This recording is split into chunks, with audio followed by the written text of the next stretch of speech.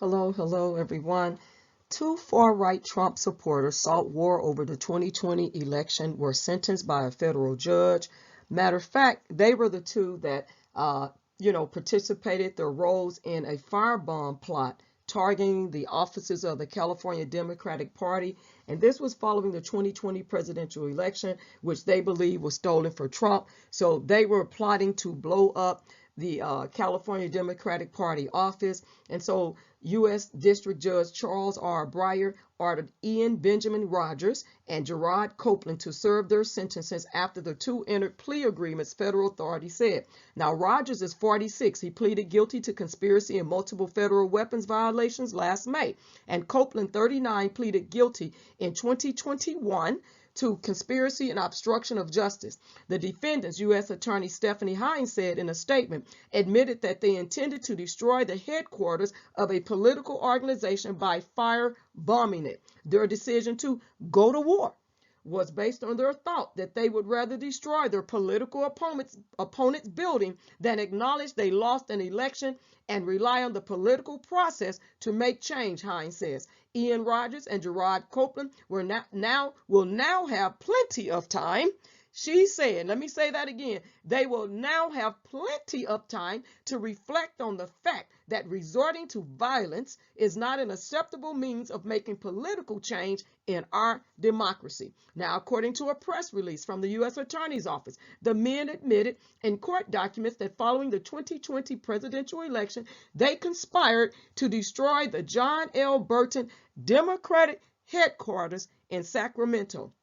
Now, between 2020 and January 2021, the two discussed attacking the Democratic headquarters building by throwing gas cans through the front windows of the building and igniting the gasoline to burn down the building, their plea agreement state. They also admitted that Rogers sent a map of the Democratic headquarters building's location to Copeland and discussed its proximity to a fire department and certain law enforcement agencies.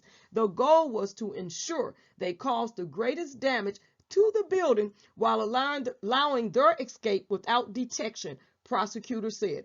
I want to blow up a Democrat building bad, Rogers wrote to Copeland, prosecutors said, citing court documents. Rogers said he had an illegal weapons stockpile of 5 homemade pipe bombs and the raw material to make more. He had up to 50 fully automatic firearms and a replica MG-42 belt-fed machine gun that an FBI agent said was similar to those used by Nazi troops during World War II. On his vehicle, he had a sticker for 3 percenters, a group ascribing to extreme anti-government, pro-gun beliefs, and a white privilege card that referenced Trump. Now, the card, made to look like a credit card, said Trump's everything and repeated the number 0045 4 times consecutively like a bank account number. Rogers admitted he expected to use the homemade bombs and the machine guns on the Democratic headquarters in Sacramento. Following Rogers' arrest, prosecutors say Copeland contacted other members of the militia group and told them to delete everything. He was arrested on July 14, 2021. At the sentencing, judge called the plot a clear act of terrorism. Rogers and Copeland devised a plan of attack to put innocent lives in danger. FBI Special Agent in charge Robert K. Tripp said, today's sentences make clear that those actions have serious consequences. Now, YouTube, I'm only reading a news story. And so I want you to know that this is a news story. It is public information, public record. And so I just want to be clear on that I am only reading and reporting a news story. And it's already been out on Law and Crime, CNN, and the major news channels. And so with that being said, YouTube, thank you for being considerate of that. I am just reporting the news, but I want you all to leave your comments below on what you think about this, because these men could have hurt many people up in this building. What if it was your family member? And I agree with Stephanie Hines when she says that instead of going through the process, political process to make change, they took, make change. This is what they did. And basically they took the law in their own hands, and they were willing to destroy not only a building, a political building that you can go in, a public political office building, but they also was willing to destroy employees that worked in that building. And the thing is about that, what if it was your family member that they were plotting, and that was working in that building? This is really sad that it has gotten to this, but it's not over with yet, because they're still, bringing charges. They're still prosecuting people, and they're still making plea deals. But they do have they have a long time to reflect. That was another thing that I did agree with Stephanie Hines on, is that they now have time to reflect on what they did. And let me say this, regardless of if you're a Trump supporter or not, okay? Trump is not trying to help you get out of jail. He's not doing anything to pay for your legal fees. Some of them probably have public defenders. He is not trying to help you get your sentence overturned. He's not trying to pardon your sentence, because he can't, because you have to be sentenced first. But have we heard of anybody trying to do that? No. Trump, you know what? And even, what's her name? Jenny, Thompson, Virginia Jenny Thompson, she was part of it too. And I do believe that Clarence Thompson knew what his wife was doing, and she needs to be held accountable as well. And it seems like maybe she's not, because she has some type of privilege, because her husband is on the Supreme Court, but she plotted too. And they pulled up her emails as well, and you haven't heard anything else about if she's going to be held accountable or not. So they're holding people accountable, but what about her? Because she was part of the problem as well. And like I was telling you all, up in Shasta County, they are getting rid of the machines, and they have the My Pillow man.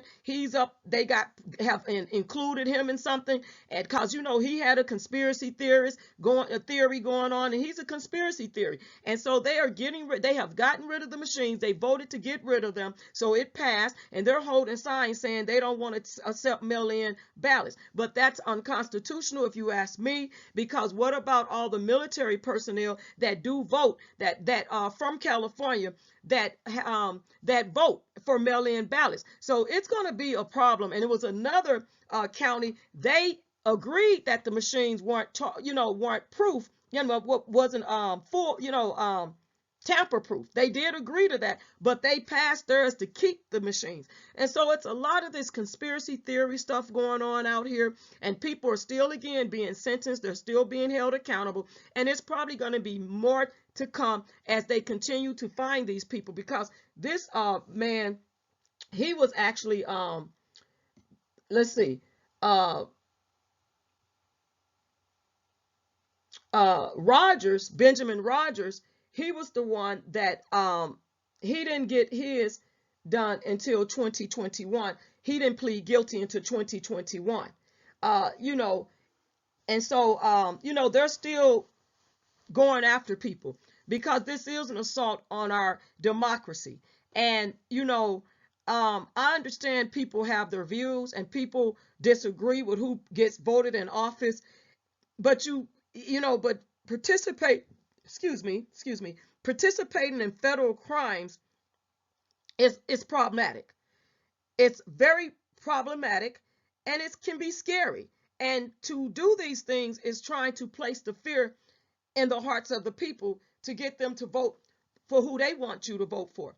And you know what? You have got, like I said, to vote for who you think is the best candidate only after you have vetted these people, did your research, looked into their history, their background, their track record, and that's where you go from there. You don't, take the law in your own hands, to do some things like this. This is really has been an overwhelming situation for a lot of people, even a scary situation. But we also have to trust God that people will be brought to justice, and that we are protected by the Most High. And so we know it's a lot of things going on, and we do know that Donald Trump is going to be running again in the 2024 election. He's going to be running in the presidential election, is what it's showing. He's out here, campaigning and things like that. And so we have to be prayed up, stayed up, be alert, not slumber, not sleeping. And we have to make sure that we are protected, because we don't know what's going to happen. We don't know how people are going to behave this time, because there's ones in jail and there's ones going to be sentenced to jail that will not be able to participate as far as physical, but who's to say what they're going to be doing behind prison walls. We don't know. I mean, it's a lot of stuff go on behind prison walls. People still are, you know, there are some people behind there that really are truly guilty, and they deserve to be where they are. And then you have the innocent that need to be released, you know, and their sentences overturned. And then you have people that are still out here.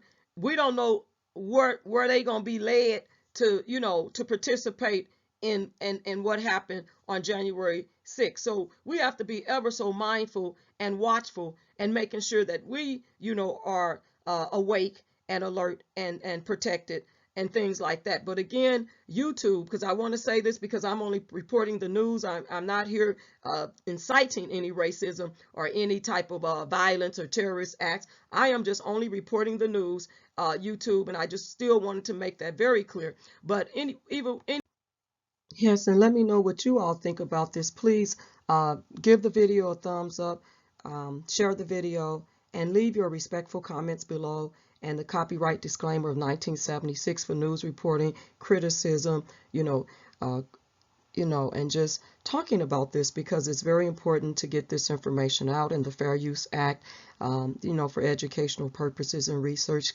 and things like that. So again, God bless you all, and let me know what you all think about this.